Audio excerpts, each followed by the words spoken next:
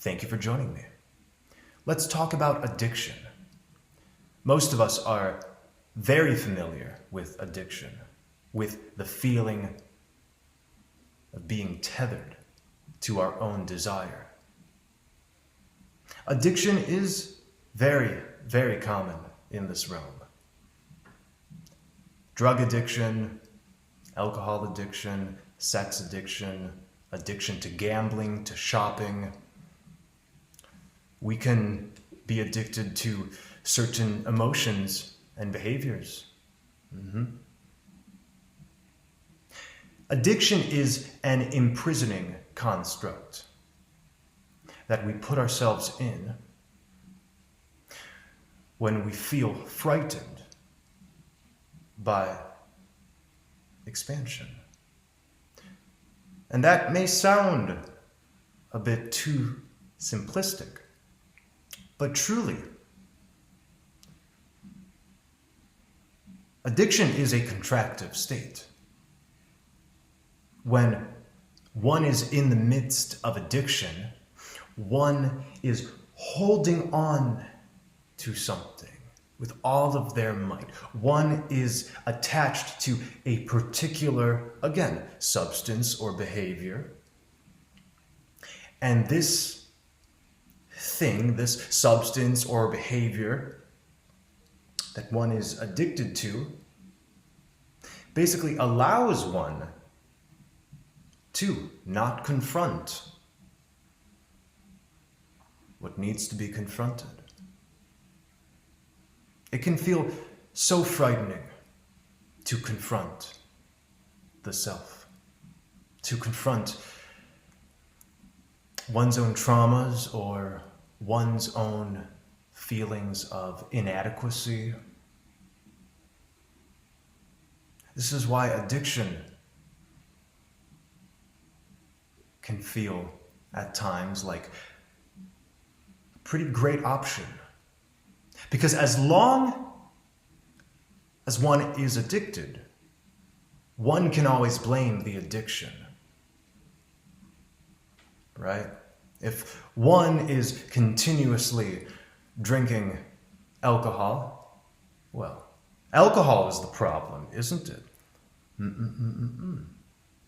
It's not just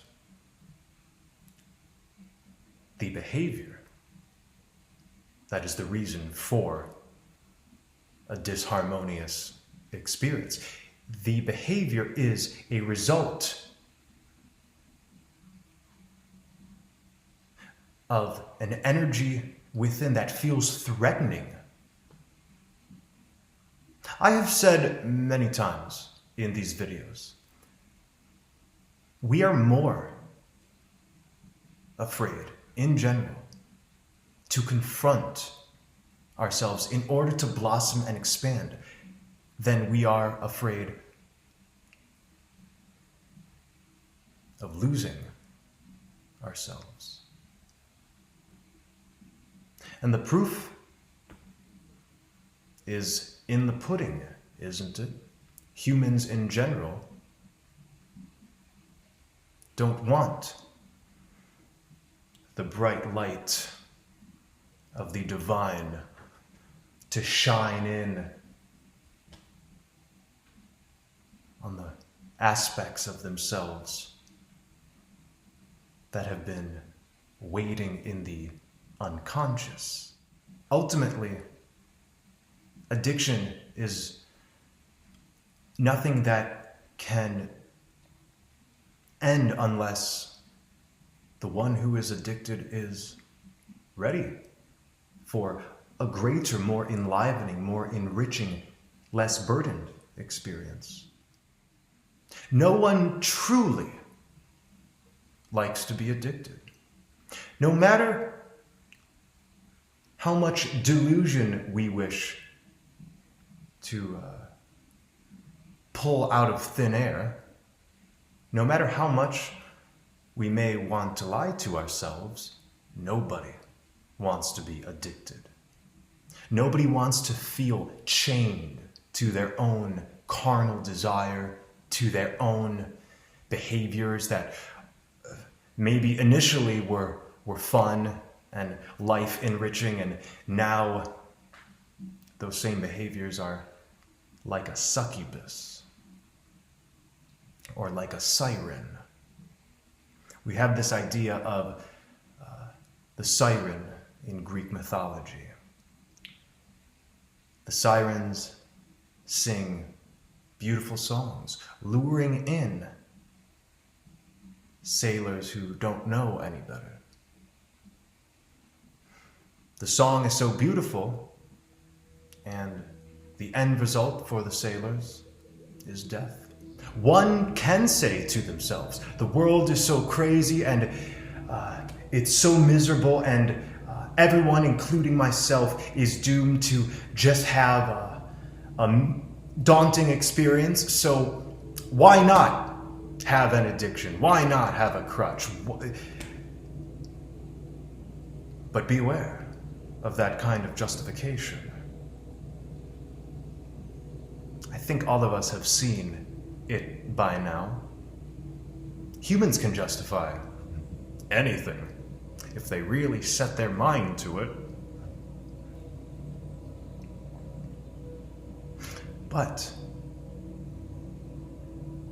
dear living souls, we can break free from any self-made prison or seemingly imposed prison with a little something called trust.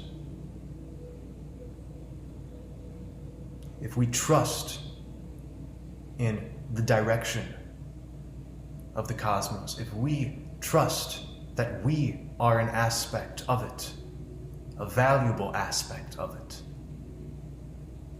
if we trust in this evolutionary process, which we're all undergoing right this moment, then addiction looks pretty, well, displeasing.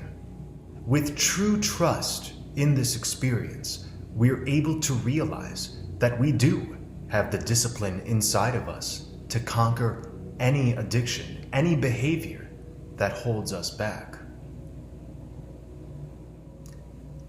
Without true trust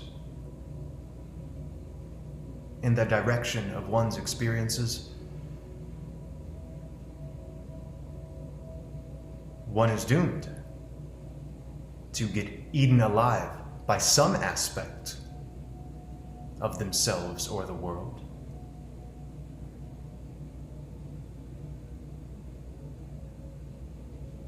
We see what addiction does to people.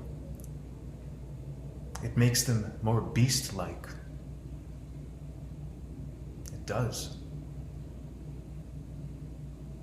One in the thralls of addiction is blurring the lines between human and beast, truly. We're better than all of this. We are. This world is full of degenerates. I'll just say it. This world is full of degenerates. And addiction creates a degenerated state. Let's be regenerates. That's what's in. That's what's cool. That's what's alternative. To really care about your body, your mind, your soul, here, now, and beyond. Let's be regenerates, living souls. Take care.